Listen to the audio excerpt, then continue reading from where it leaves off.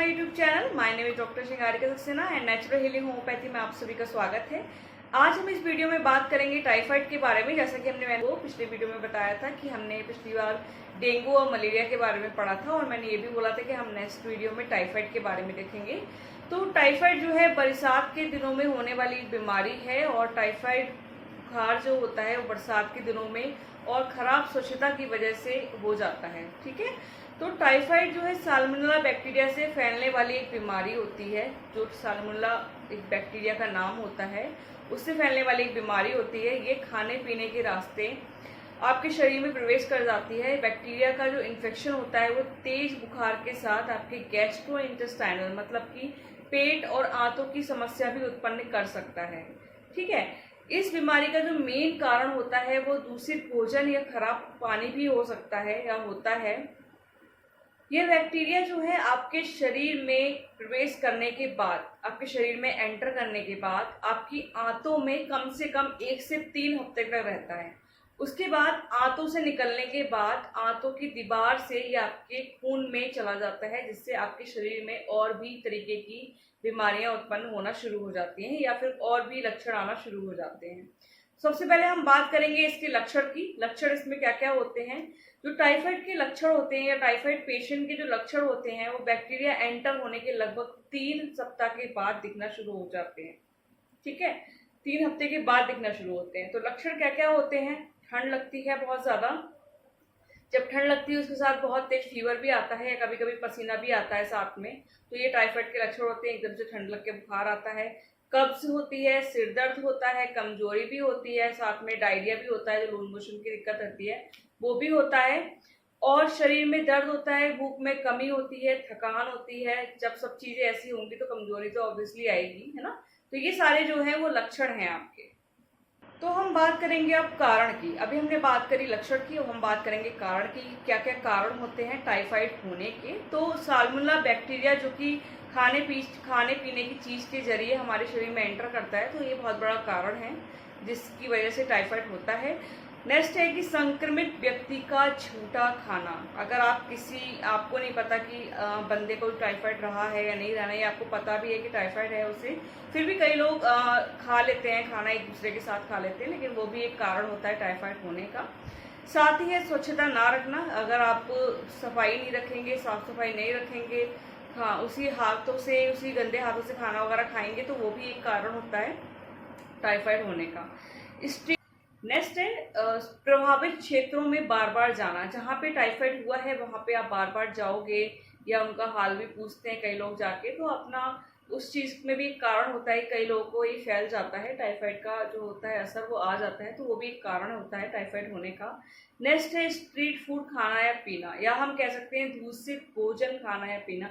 आपको नहीं पता होता है स्ट्रीट फूड कैसा लोगों ने रखा हुआ होता है, रात का है कि दिन का है, या फिर उसमें कितनी धूल मिट्टी जा रही है, क्या है।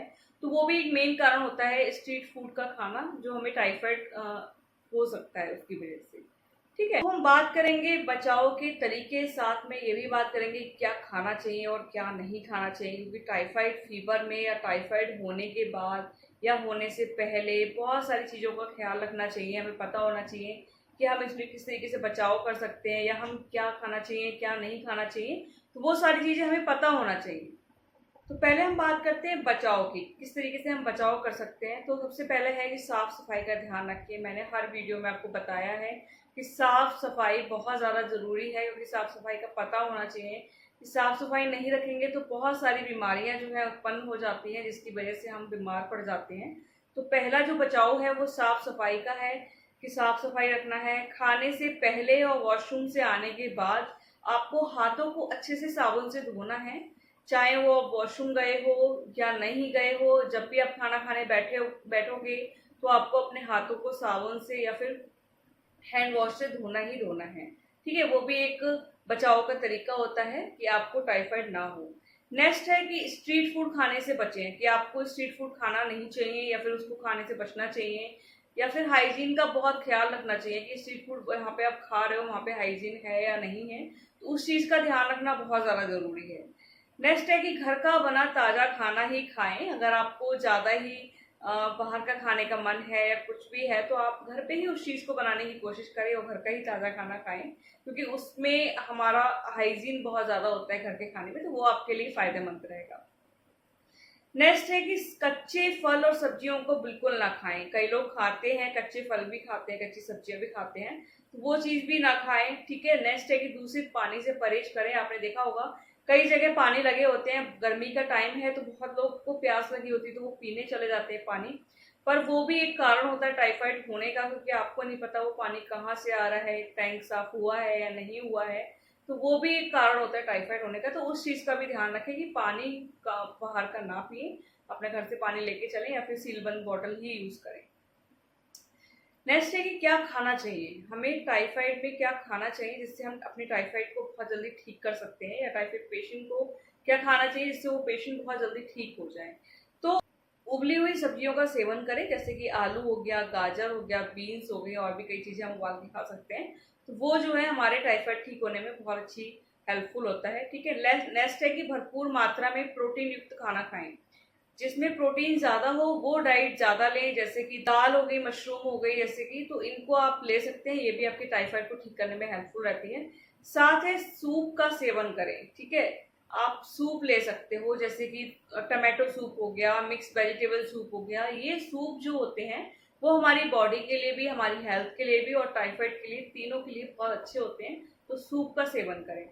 नेक्स्ट है कि कैल्शियम की कमी पूरी करने के लिए लो डाइटरी प्रोडक्ट्स का यूज करें। अगर आपको कैल्शियम की कमी हो रही है, कमजोरी आ रही है, तो अगर डॉक्टर आपको बोल रहा है कि आपको कैल्शियम की कमी हो रही है, तो उस चीज के लिए आप जो है लो डाइटरी प्रोडक्ट्स का यूज करें, जैसे कि दही हो गई, छाछ हो गई, इसमें लो डाइटरी प्रोडक्ट्स होते हैं, तो ये इस तरीके के प्रोडक्ट्स आप यूज कर सकते हो। जूस का सेवन करें। ऑब्वियसली जब आपको कमजोरी होगी, आपकी हेल्थ अच्छी नहीं होगी, तो डॉक्टर्स भी आपको सजेस्ट करते हैं कि आप फ्रूट खाइए, आप जूस पीजिए। तो टाइफाइड ठीक करने के लिए आपको जूस पीना बहुत जरूरी है, चाहे आप मिक्स फ्रूट भी ले सकते हो या फिर अनार का जूस भी ले सकते हो, दोनों ही हेल्पफुल हैं। फिर हम बात करते हैं क्या ना खाएं। टाइफाइड में क्या ना खाएं जिससे टाइफाइड हमारा जल्दी ठीक हो जाए और बढ़े भी ना। तो सबसे पहली चीज है तेज गंध वाली चीजों का परहेज करें, जैसे कि प्याज, लहसुन, इन सब चीजों का परहेज करोगे तो टाइफाइड बहुत जल्दी ठीक होगा। नेक्स्ट है मसाला खाने से बचें। मसाले लोग खाते हैं, जैसे सॉस हो गई, लाल मिर्च हो गई, लोगों को तीखा बहुत पसंद होता है, लेकिन हमें पता होना चाहिए कि मसाला जो है हमारी आंतों को नुकसान पहुंचाता है, क्योंकि टाइफाइड में जब लूज मोशन या कब्ज होती है तो जो बैक्टीरिया होता है वो हमारी आंतों को परेशान कर रहा होता है, हमारी आंतों में जख्म कर रहा होता है, घाव कर रहा होता है। तो जब आप मसाला वगैरह खाओगे तो उससे टाइफाइड आपका ठीक नहीं होगा, बल्कि बढ़ने के चांस ज्यादा रहते हैं, क्योंकि हमारे आंतें जो हैं वो इन सब चीजों को पचाने में सक्षम नहीं होती हैं या उन चीजों को पचा नहीं पाती है, इसलिए आपको इन सब चीजों को अवॉइड करना चाहिए। नेक्स्ट है गैस बनाने वाली चीजें बिल्कुल ना खाएं, जैसे जो चीजें बादी होती है, जैसे कटहल हो गया, घुइया हो गई, उड़द की दाल हो गई, अनानास हो गया, ये सब चीजें बादी होती हैं, तो ये सब चीजें गैस बनाती है, तो इनको बिल्कुल ही अवॉइड करना चाहिए आपको।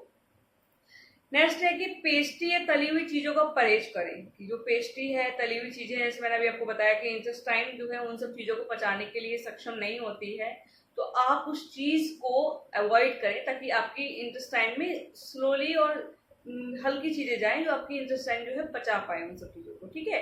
लास्ट है कि मांसाहारी भोजन ना करें, नॉनवेज बिल्कुल ना खाएं, क्योंकि वो भी आपकी इंटेस्टाइन नहीं पचा पाएगी, क्योंकि मेन टाइफाइड का जो सोर्स होता है वो हमारी आंतों पे इफेक्ट होता है, ठीक है ना। तो आंतें हमारी अगर काम नहीं करेंगे तो हमें किसी भी चीज में कोई भी हम खाएंगे तो वो हमें नुकसान ही पहुंचाएगा। तो ये थे हमारे टाइफाइड में क्या ना खाएं वो सारी चीजें, तो आपको इन सब चीजों को अवॉइड करना चाहिए ताकि आपका टाइफाइड जो है बहुत जल्दी सही हो जाए। अब हम बात करते हैं होम्योपैथिक ट्रीटमेंट की।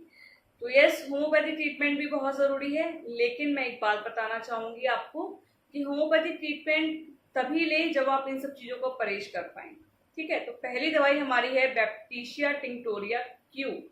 बैप्टीशिया टिंक्टोरिया मदर टिंचर आता है इसका क्यू में। तो ये हमें तब लेना है जब हमें टाइफाइड में वीकनेस बहुत ज्यादा लगे, हेडेक लगे, मतलब सर दर्द हो, बुखार हो हाई ग्रेड, साथ में आंतों में तकलीफ हो रही है, दर्द हो रहा है पेट में, और सांसों मतलब ब्रीथ लेने में, ब्रीथ छोड़ने में, या फिर मुंह से बदबू आ रही हो, तब आपको ये दवाई लेनी है। कैसे लेनी है दवाई? इसकी 10 to 15 ड्रॉप्स, मतलब 10 से 15 बूंदे जो हैं वो आधे कप पानी में डालकर सुबह दोपहर शाम ले सकते हो आप 3 दिन तक, ठीक है।